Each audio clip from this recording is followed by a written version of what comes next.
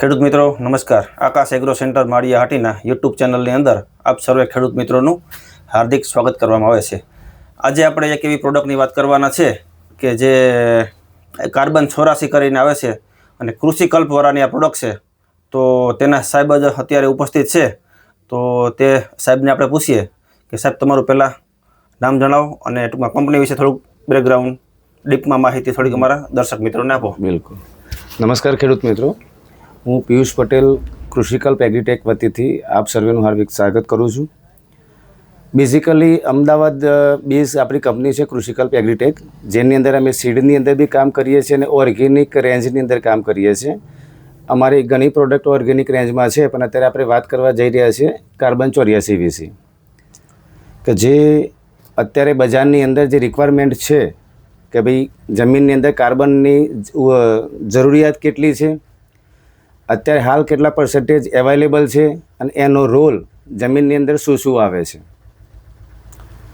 તો જમીનની અંદર જે કાર્બન હોવો જોઈએ તો ગવર્મેન્ટ જે ભલામણ કરે છે એ મુજબ 0.75% પ્યોર કાર્બન જમીનની અંદર હોવો જોઈએ જસાભાઈ. અને CN રેશિયો જે કાર્બન નાઇટ્રોજન રેશિયો કહેવાય એના મુજબ 4 થી 5% મિનિમમ હોવો જોઈએ. 10 થી 11% હાયર સાઈડ હોવો જોઈએ, પણ 4 થી 5% હોય તો એ સારો કાર્બન જમીનની અંદર આપણે એને કહી શકાય. બરાબર છે. પણ એના સામે અત્યારે ગુજરાતમાં, એમાં ખાસ કરીને સૌરાષ્ટ્રમાં 0.5% પણ ઓછા, જેમ કે 0.2 0.3% કાર્બન અવેલેબલ છે. કાર્બનના નિયમ પ્રમાણે જમીનની ફળદ્રુપતા પ્રમાણે એવું કહેવાય કે 0.5% જો ઓછો કાર્બન હોય ને તો એ જમીન ફળદ્રુપ ના કહેવાય. બરાબર. જેને આપણે બંજર કે અનઉપજાઉ જમીન કહીએ ને એ કેટેગરીની અંદર થઈ જાય, હાર્ડ થઈ ગઈ જમીન. હા, હાર્ડ થઈ જાય, કે જેની અંદર જે સૂક્ષ્મ જીવાણુનું જે જીવન છે ને એ શક્ય જ ના બને. બરાબર છે. જેના કારણે આપણે શું કહેવાય, ઉત્પાદનમાં નુકસાની આવવાના, ઘટવાના કે રોગ જીવાત આવવાના, છોડની અંદર જે નબળાઈ આવતી હોય, આપણા જે ખર્ચા વધે છે, આ બધાનો બેઝ કાર્બનના કારણે આ વસ્તુ થતી હોય છે. સાહેબ, બજારની અંદર અત્યારે ઘણી બધી કંપનીના કાર્બન મતલબ વેચાય છે. બિલકુલ. તો એ કાર્બન અને આપણા કાર્બનની અંદર ક્યાં ક્યાં ડિફરન્સ પડે છે અને એના રિઝલ્ટની અંદર કેટલો ડિફરન્સ પડતો હોય છે અને એની કામ કરવાની પદ્ધતિ જણાવો. બિલકુલ. કાર્બન 84 જે છે, તો બજારની અંદર જે કાર્બન વેચાતા છે, હું કોઈનું નામ કે ક્રિટિસાઇઝ કરવાનો મને હક નથી, પણ હું ખાલી મારી પ્રોડક્ટ શું છે એના વિશે તમને કહું. આપણે કાર્બનના નામે ફક્ત ને ફક્ત કાર્બન વેચીએ છીએ. આપણા કાર્બનની અંદર કોઈ પણ પ્રકારના હ્યુમિક એસિડ, ફુલ્વિક એસિડ કે એમિનો એસિડ કે અધર કન્ટેન્ટ નથી નાખેલા. બરાબર. 42% ઓર્ગેનિક કાર્બન આવે છે પ્યોર, અને 42% ઓર્ગેનિક મેટર આવે છે, અને બાકીના 16%ની અંદર પ્રોટીન આવે છે. બરાબર છે. જનરલી કેવું થાય કે કાર્બનના સંયોજનની અંદર હ્યુમિક એસિડ, ફુલ્વિક એસિડ કે એમિનો એસિડનું તમે સંયોજન કરો છો જ્યારે, તો જે આપણે રિક્વાયરમેન્ટ પૂરી કરવાની છે કાર્બનની, એ પૂરી થતી નથી. બરાબર છે. નેચરલી કાર્બનની રિક્વાયરમેન્ટ પૂરી થાય આપણે છાણિયા ખાતરથી, એ પણ સડાયેલું. બરાબર. અને બીજું પૂરું થાય છે લીલા પડવાશથી. આ બે કુદરતી સ્ત્રોત છે કે જેનાથી જમીનની અંદર કાર્બન વધે. બરાબર. પણ એની અવેલેબિલિટી આપણા ખેડૂતોની આરસવી કહી શકીએ આપણે, એકાદ સિઝન છોડવી પડે, આ બધી નુકસાનીના કારણે આપણે કરી શકતા નથી. બરાબર. અમારો જે ઈરાદો છે કે જમીનની અંદર જે કાર્બનની ઉપલબ્ધિ કાં તો એના કારણે જે નુકસાન આવે છે એને મિનિમાઇઝ કરીએ આપણે. બરાબર છે. તો આની અંદર પ્યોર કાર્બન આપણે આપીએ છીએ. કોઈના નામે, હ્યુમિકના નામે, કાર્બનના નામે હ્યુમિક કે બીજું કોઈ વસ્તુ નથી વેચતા. કાર્બન તો કાર્બન. અને કેટલા ટકા આવે છે આપણે? 42% પ્યોર ઓર્ગેનિક કાર્બન આવે છે. અને એના નિયમ પ્રમાણે એવું છે કે જેટલા ટકા કાર્બન હોય એટલા ટકા એનું ઓર્ગેનિક મેટરથી તોડવું પડે, ત્યારે એગ્રીકલ્ચર યુઝની અંદર આવે. બરાબર છે. એટલે આની અંદર 42% ઓર્ગેનિક કાર્બન અને 42% ઓર્ગેનિક મેટર છે, એને તોડવામાં આવેલું છે, એટલે એને કાર્બન 84 આપણે નામ આપેલું છે. બરાબર છે. અને બાકીના જે 16% છે પ્રોટીન છે, કે જે જમીનની અંદર જે ફર્ટિલાઇઝર આપે છે એને જલ્દી યુટિલાઇઝ કરવામાં કામ કરે છે. અને એના ડોઝની વાત કરીએ તો એકરની અંદર કેટલું આપવાનું હોય છે? 1 એકરની અંદર 1 કિલોનું મારું પ્રમાણ છે કે તમે 1 એકરની અંદર 1 કિલોનું પ્રમાણ છે. પાક કોઈ પણ હોય, આને જમીન કોઈ પાકથી કોઈ લેના દેના નથી. આ જમીનનો ખોરાક છે. પાક ચાહે કોઈ પણ હોય, ચાહે બાગાયત હોય, ચણા હોય, જીરું હોય, તમારા એરિયામાં જે થાય, ઘઉં છે, દાણા છે, કોઈ પણ પાકની અંદર વાપરી શકાય. આને પાકથી મતલબ નથી, જમીનથી મતલબ છે. પ્રમાણ એક સરખું રહેશે. અને કઈ કઈ પદ્ધતિથી આપી શકાય? અને કોઈ પણ રીતે તમે જમીનની અંદર આપી શકો છો. સપોઝ કે તમારે પાણી સાથે પાવું છે તો પાણી સાથે પી શકાય. કોઈ પણ રાસાયણિક ખાતર સાથે મિક્સ કરીને તમે આપી શકો.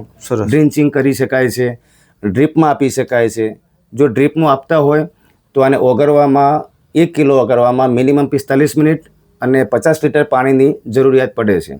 કે કાર્બન એક એવી વસ્તુ છે ને એને રિલીઝ થવામાં સમય લાગે. ઓર્ગેનિક કાર્બનનો એક નિયમ છે કે એકદમ આમ જમીનમાં બેસી જાય કે ઝડપથી ઓગળી જાય એવું ના હોય. બરાબર એ પાણીમાં જાય ને એની ડેન્સિટી ફૂલતી હોય છે.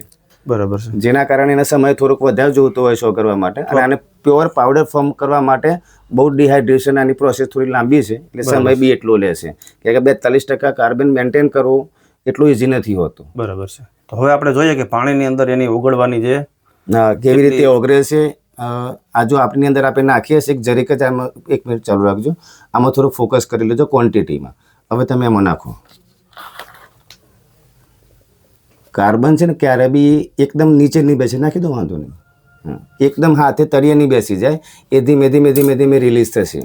જો ખેડૂત મિત્રો જોઈ શકો છો કે પાણીની અંદર એની ઓગળવાની સેકન્ડોની અંદર એની સ્પીડ નિશ્ચય સીધું છે તે ધુમાડાની ગણી બેસતું જાય છે સીધું આખામાં મતલબ ફેલાતું જાય.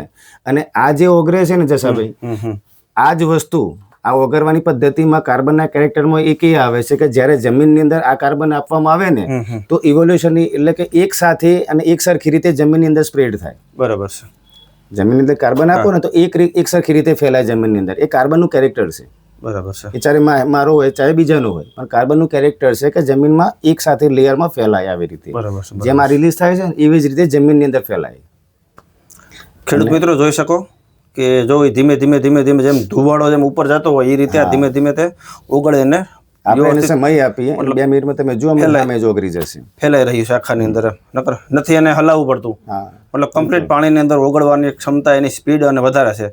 અને જેટલું ઓગળવાની અંદર એની સ્પીડ વધારે હોય કોઈ પણ પ્રોડક્ટ હોય એના રિઝલ્ટ પણ એટલા ઝડપી હોય છે કે ખેડૂતોને એટલા સ્પીડની અંદર એને રિઝલ્ટ ઝડપી અને સારા મળતા હોય છે. એમ આ તેની મતલબ સ્ટાન્ડર્ડ થશે. તો સાહેબ આ પ્રોડક્ટ ખેડૂતો વાપરે તો એને કેટલો ફાયદો થઈ શકે? બિલકુલ. હવે જો આના જે પરિણામની જ્યારે આપણે વાત કરતા હોઈએ ને તો કાર્બન જમીનની અંદર, પર્ટિક્યુલર મારા કાર્બનની વાત કરું છું કે આપણે જે કમ્પોનેન્ટ છે બરાબર છે, જમીનની અંદર જ્યારે કાર્બન 84 આપણે આપીએ છીએ તો જે તે કોઈ પ્લાન્ટ છે એના મૂળના વિકાસની અંદર કામ કરાવે છે. સપોઝ ફ્લાવરિંગ સ્ટેજ ચાલી રહ્યો છે એ સમયે આપો છો તો ફળના બંધારણની અંદર, ફ્લાવરિંગની અંદર ન્યુટ્રિશન જે જમીનની અંદર પડેલા છે એને લેવડાવવામાં મદદરૂપ કરાવે છે. બરાબર. આમાં એક કમ્પોનેન્ટ છે પર્ટિક્યુલર જે પીએચ ને બફર કરે છે. બરાબર. એટલે કે જમીનનો જે પીએચ હોય ને એ 7 થી 7.5 નો પીએચ ન્યુટ્રલ હોવો જોઈએ. બરાબર. એના સામે સપોઝ તમારે કે 7.5 થી ઉપર છે, 4, 5 એવી રીતે, તો બેઝિક સોઇલ કા એસિડિક સોઇલ તમે એને કહી શકો. અને એનાથી આમ ઉપર હોય કે 9, 10 એ પ્રમાણે તો આલ્કલાઇન આપણે જમીન એને કહી શકીએ. બરાબર. તો આ વાક્યની અંદર એવું થતું હોય કે જ્યારે આપણે બેઝિક સોઇલ પર જાય ને તો મેક્રોન્યુટ્રન જે મુખ્ય પોષક તત્વો છે ને એ પ્લાન્ટ સરળતાથી નથી લઈ શકતો. અને આલ્કલાઇન જમીનની અંદર માઇક્રોન્યુટ્રન સરળતાથી નથી લઈ શકતો. બરાબર છે. તો આમાં જે કમ્પોનેન્ટ છે એને બફર કરીને 7.5 ના પીએચ ઉપર લાવી અને છોડને ઝડપથી અવેલેબલ કરાવવાનું કામ કરે છે. બરાબર. કોઈ બેક્ટેરિયા સાથે આપવામાં આવે છે તો બેક્ટેરિયાનો બી ખોરાક કાર્બન કહેવાય કે કાર્બન વગર તો જીવસૃષ્ટિ શક્ય નથી. તો એના પોપ્યુલેશન વધારવાની અંદર બી મદદરૂપ કરાવે છે. કમ્પ્લીટ સાહેબ ઓગળી ગયું છે. આ બધું તમે જોઈ શકો છો. કમ્પ્લીટ ઓગળી ગયું છે. ખેડૂત મિત્રો પ્રોડક્ટની વાત કરીએ તો 1 કિલો છે તે એકડની અંદર આપવાનું હોય છે. ડ્રીપ દ્વારા આપી શકાય છે, કોઈ પણ રાસાયણિક ખાતર સાથે પણ આપી શકાય છે, યુરિયા સાથે આપી શકાય છે, અને ઓર્ગેનિક કોઈ પણ ખાતરો હોય તેની સાથે મિક્સ કરીને એકડની અંદર કોઈ પણ રીતે એકડની તમારી પદ્ધતિ મુજબ જમીનમાં આપવાની તમે કોઈ પણ પદ્ધતિ જે હોય તમારી દરેક પદ્ધતિથી એપ્લિકેશન કાર્બનની ઉણપ આપણી જમીનની અંદર મોસ્ટ ઓફ ઘણી બધી છે. ઘણી બધી એટલે આપણી જમીન ભૂખી કહેવાય છે સાહેબ. ભૂખી 100%. જે કાર્બનને જે ખોરાક હોવો જોઈએ ને છે જ નહીં. બિન ઉપજાઉ જમીન ઉપર આપણે લઈ ગયા છીએ. અને આગળની જો ખેતી બચાવી હશે ને આપણે તો કાર્બન વધારવો જરૂરી છે. મતલબ જરૂરી છે. બિલકુલ જરૂરી છે. અને કાર્બનના નામે ફક્ત કાર્બન અમે વેચીએ છીએ, આમાં કોઈ જ પ્રકારના બીજા અધર તત્વો નથી. કાર્બન એટલે કાર્બન. તમે વિશ્વાસથી તમે કોઈને આપી શકશો અને ખેડૂત બી વિશ્વાસથી લઈ શકશે કે હું કાર્બનના પૈસા ખર્ચું છું તો મને કાર્બન જ મળે છે. સરસ. ખેડૂત મિત્રો તમે બધી માહિતી કાર્બન વિશે સાંભળી તો આવી પ્રોડક્ટ વાપરવાથી ખૂબ અને ખૂબ સારા પરિણામ અને આવનારા ભવિષ્ય માટેની પ્રોડક્ટ છે. એટલે આવી પ્રોડક્ટો વાપરવાથી ખેડૂતોને ઉત્પાદનની અંદર અને આવનારી પેઢી માટે ફળદ્રુપ જમીન આપવાનો પ્રયત્ન કરવો જોઈએ. અને આના કોઈને ખેડૂત મિત્રોના ટેસ્ટિમોનિયલ જોવા હોય તો આપણી કંપનીનું નામ છે કૃષિકલ્પ એગ્રીટેક. બરાબર. એની અંદર બીજા કાર્બનના અને આપણે બીજી પ્રોડક્ટના ટેસ્ટિમોનિયલ એટલે કે ખેડૂતના અભિપ્રાય મેં મૂકેલા છે. એટલે કોઈ ખેડૂત મિત્રોને જોવા હોય તો આપણી કૃષિકલ્પ એગ્રીટેક યુટ્યુબમાં ચેનલ છે, બરાબર. એ જ કંપનીના નામથી ફેસબુક કે ઇન્સ્ટાગ્રામની અંદર બી આપણી ચેનલ છે. બરાબર છે. તમારા આકાશ એગ્રોની ચેનલ છે જ આપણી. હા હા હા, બરાબર. તો ખેડૂત મિત્રોને જો ટેસ્ટિમોનિયલ જોવા હોય તો ત્યાં જઈને પણ જોઈ શકે છે. બરાબર છે.